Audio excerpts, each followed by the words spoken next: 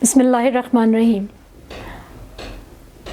People lens کے ایک نئے ایپیسوڈ کے ساتھ آپ کی ہوسٹ فوزیہ اقبال آپ کے ساتھ۔ امید کرتی ہوں خیریت سے ہوں گے۔ آج ہمارا ٹاپک بڑا ڈفرینٹ سا ہے، آپ کو ہر گلی کوچوں میں ملتا ہوگا۔ بھیک مانگنا معاشرے کی ذمہ داری ہے یا بھیک مانگنے والے معاشرے کی ذمہ داری ہے؟ ہم اس ٹاپک پر آج بات کریں گے۔ اصل میں بھیک مانگنے والے پیدا کس طرح ہوئے، یہ معاملات کہاں سے سٹارٹ ہوئے، ہم اس کو ڈسکس کریں گے۔ ایک وقت ہوا کرتا تھا کہ لوگ اچھے حالات میں جیا کرتے تھے، بادشاہت تھی، وزیر تھے، کچھ لوگ ان کی رعایا تھے لیکن اچھے حالات تھے۔ کچھ لوگ اچھے حالات سے نہیں گزر پاتے تھے تو انہیں سمجھ نہیں آتا تھا کہ وہ کریں کیا۔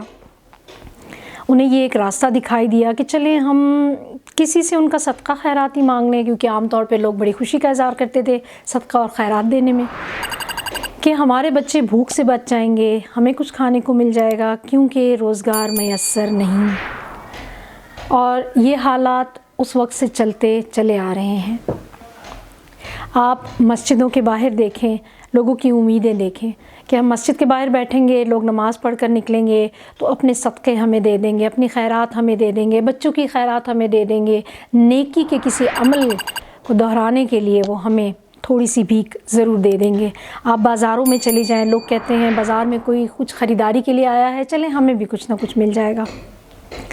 ان میں سے چند افراد تو اس لیے بھیک مانگتے ہیں کہ ان کے پاس روزگار نہیں، لیکن ان میں بہت سارے افراد ایسے بھی ہیں جو مافیا کے ہتھے چڑھ جاتے ہیں۔ مافیا بھیک مانگنے والوں کے لیے بھی مافیا ورک کر رہی ہوتی ہے، اور وہ کس طرح ورک کر رہی ہوتی ہے، وہ معصوم بچوں کو اغوا کر لیتی ہے۔ پاکستان میں بہت ساری چیزوں میں مافیا انوالو ہے، اس میں سب سے بڑا مسئلہ بھیک مانگنا ہے، جن میں بچوں کو اغوا کرنا، خواتین کو اغوا کر لینا، بچوں کے ہاتھ پیر کاٹ ڈالنے، ان کو ذہنی طور پہ مفلوج کر دینا شامل ہے۔ ان مافیاز کو ختم کرنے کے لیے حکومت اور معاشرے کا کیا رول ہوگا؟ کیا حکومت کو اس کے لیے کوئی سنگین اقدام اٹھانے پڑیں گے؟ کیا ان کو پولیس کے حوالے کر کے اداروں کے حوالے کیا جائے، یا پھر ان لوگوں پر نظر ثانی کی جائے جو برسر روزگار نہیں ہوتے، جن کے ہاں بہت سارے مسائل بھوک کو لے کر بڑھ جاتے ہیں، وہ بھیک مانگ رہے ہوتے ہیں؟ یہ دو معاملات ہیں۔ مافیا سے ریلیٹڈ تو جو لوگ شاید معذور ہو جاتے ہیں ان کو ہم ایک ادارے میں شفٹ کر سکتے ہیں اور مافیا کو سزا دینے کا حق رکھتے ہیں، لیکن دوسری جانب جو لوگ روزگار سے پریشان ہیں، جو بھوک سے پریشان ہیں، جو بھیک مانگ رہے ہیں، ان کے لیے رد عمل کیا ہوگا؟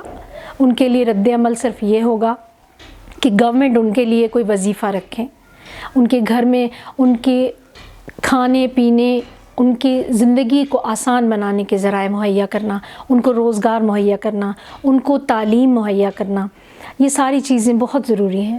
اگر معاشرہ بھی اس چیز میں اپنے ارد گرد کے لوگوں پر نظر رکھے، میرے خیال میں چھوٹی چھوٹی چیزیں ہم ایک دوسرے کی ہیلپ آؤٹ کر کے بھی کمپلیٹ کر سکتے ہیں، لیکن مہنگائی اب اس ہیلپ سے بھی ہم لوگوں کو بہت پیچھے چھوڑ گئی ہے۔ ہم کہتے ہیں ہم اپنے گھر کو دیکھیں یا پڑوس کو دیکھیں، بھیک مانگنا ایک بہت بڑا مسئلہ ہے۔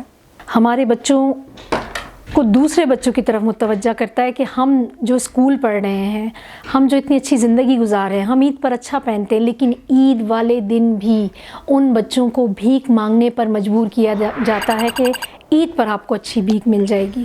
وہ بچے جو مافیا کے ہتھے چڑھے ہوئے ہوتے ہیں یا پھر کسی غریبی یا قسم پرسی کی حالت میں ہوتے ہیں، وہ اتنے مجبور ہوتے ہیں کہ وہ اپنی فیلنگز تک بیان نہیں کر سکتے۔ میں حکومت سے ریکویسٹ کروں گی اپنے اس پروگرام کی طرف سے کہ آپ اس پر ضرور نظر ثانی کریں، کیونکہ حکومت ایک ماں کا درجہ رکھتی ہے اور ماں اپنی اولاد کا بڑی خوبی سے خیال رکھتی ہے، اور اس سے زیادہ میں کچھ نہیں کہوں گی۔ حکومت ان غریبوں کو وظیفہ دیں، ان کی تعلیم پر توجہ دیں اور مافیا پر نظر ضرور رکھے، تاکہ ان بھیک مانگنے والوں کو زبردستی بھیک مانگنے سے بچایا جا سکے۔ امید کرتی ہوں آپ کو یہ پروگرام پسند آیا ہوگا، اور ارد گرد بھیک مانگنے والوں کو آپ دھتکاریں گے نہیں، غصے سے بات نہیں کریں گے، بلکہ پیار سے سمجھائیں گے۔ اکثر لوگ یہ بھی کہتے ہیں کہ انہیں بھیک مت دو۔ مافیا بھیک نہ ملنے پر انہیں مارتی ہے، اور بے روزگاری انہیں بھیک نہ ملنے پر بھوکا سلاتی ہے، تو اس پر ضرور غور کیجیے گا۔ اس کے ساتھ اجازت چاہتی ہوں، اللہ حافظ۔